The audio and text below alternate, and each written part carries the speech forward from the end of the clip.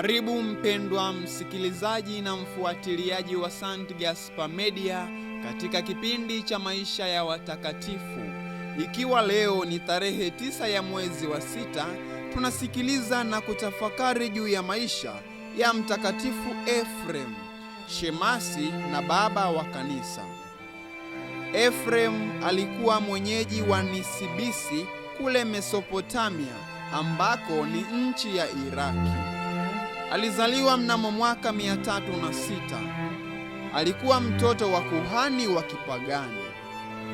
Akiwa kijana, alifukuzwa nyumbani kwa wazazi wake walipotambua kuwa alipenda dini ya Kikristo. Alifundishwa mafundisho ya Ukristo chini ya Askofu Yakobo wa Nisibisi. Aliishi miaka 8 na watawa wa Kaapweke kule Misri. Wakati huo Mtakatifu Basili alimpa daraja la upadre, lakini yeye alikataa kupewa daraja la upadre na uaskofu. Dola ya Roma ilipokuwa inapigana vita na Persia, Wakristo wengi walikuwa wanauawa, hivyo walikimbilia sehemu mbalimbali. Ephrem alikimbia akaenda Edesa, mahali alipokaa kwa muda wa miaka 10 kama mkaapweke, akiishi maisha magumu ya kujinyima na kujitesa. Kulikuwa na wazushi wengi kule Edesa waliounda vikundi 10 vya kizushi. Ephrem alipinga vikali uzushi wao kwa mahubiri na maandishi yake. Yeye ni mmojawapo wa waanzilishi wa shule maarufu ya teolojia ya Wapersia, ambayo walimu wake walifundisha wakimbizi kutoka Nisibisi. Ephrem alifariki dunia mnamo mwaka 373. Ephrem alitangazwa kuwa mwalimu wa kanisa na Papa Benedikto wa 15 mnamo mwaka 1920.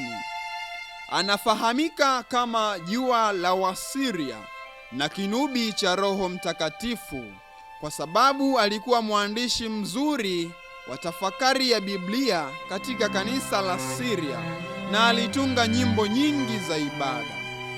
Kwa njia ya kuandika vitabu na kutunga nyimbo, aliweza kufuta kwa kiwango kikubwa mafundisho ya kizushi.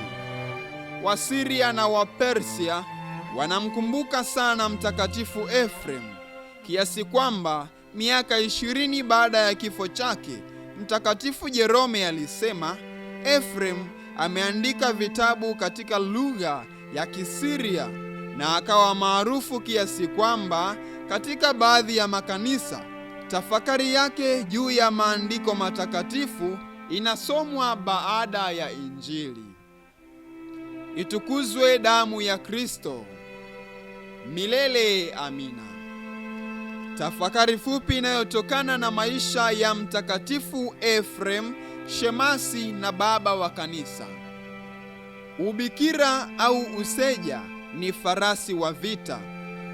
Utawapaisha juu kama nabii Eliya wale wanaotunza. Rejea ya Mtakatifu Ephrem. Watakatifu wengine tarehe 9 ya mwezi wa 6: Mtakatifu Feliciani na Mtakatifu Maximus, padre na mfiadini. Mtakatifu Ephrem, shemasi na baba wa kanisa, utuombee.